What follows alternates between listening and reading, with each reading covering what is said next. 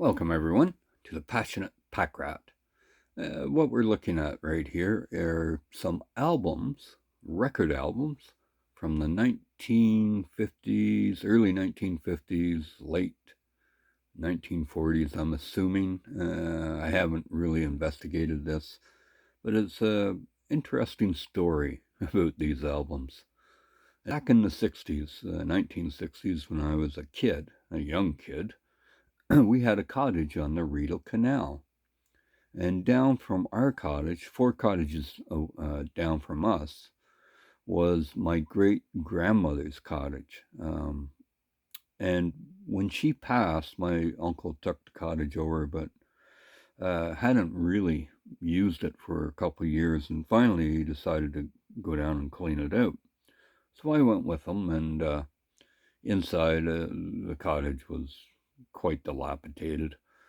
But there was a cabinet sitting there. And being the curious kid that I was, and while everyone was trying to clean up, I started investigating this cabinet. I opened the top lid, and as I opened the lid, a turntable elevated with the lid. It was hinged with the lid. Kind of cool. It was a Victrola. As you can see with this RCA Victor, but it was a cabinet, and I started probing around in it, and I eventually found these record albums in it.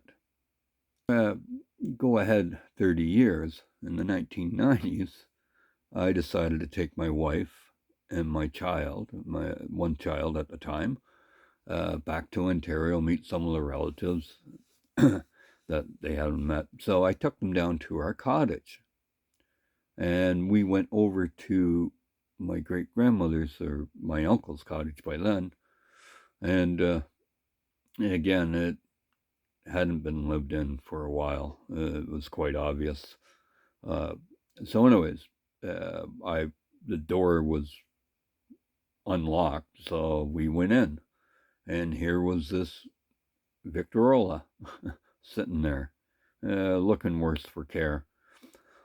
Anyhow, I decided if I could have taken that on the plane, I would have taken the whole cabinet back with me. But I decided to take these albums out of it.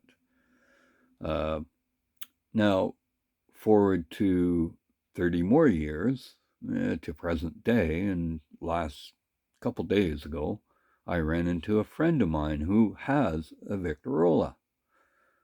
And she was telling me about her albums, and I said, hey, well, I've got albums from the 50s or late 40s. You can have them. I have a home for these guys, which I guess there was a purpose 30 years ago of me taking those albums out of that cabinet. Or maybe the purpose happened in the 1960s when I discovered these albums. I don't know, but we'll take a quick look. Again, they're a little banged up. Paula Stone and Michael Sloan production, Victor Herbert's Sweethearts. I'm not really familiar with this musical, quite honestly. Yeah, they're not all by Victor Herbert. Such as this one, Jimmy Dorsey, which is Tommy Dorsey's brother, I do believe, who was quite famous, probably achieved more fame than his brother Jimmy. This is kind of cool. Frankie Carl and his girlfriends. Diane. This is by Frankie Carl. Frankie Carl was fairly big in the 40s, I believe, late 40s. And on the other side is the song Charmaine, where we have Felix the Cat, Paul Whiteman and his orchestra. And then I found a Louis Armstrong, A Kiss to Build a Dream On. Then there's this Guy Lombardo and his Royal Canadians, famous for New Year's Eve, of course, 1925 to 1950.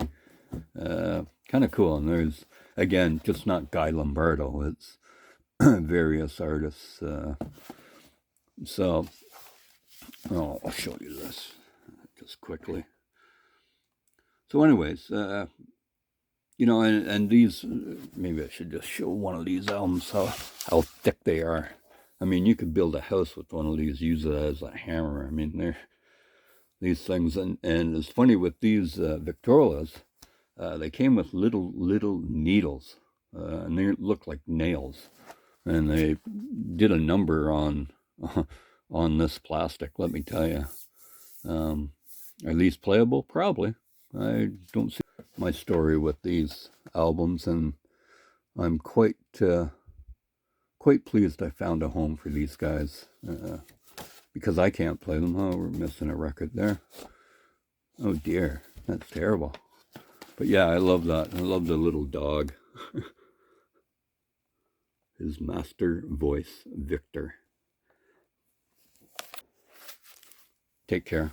Take care of yourselves and take care of those around you. Bye for now.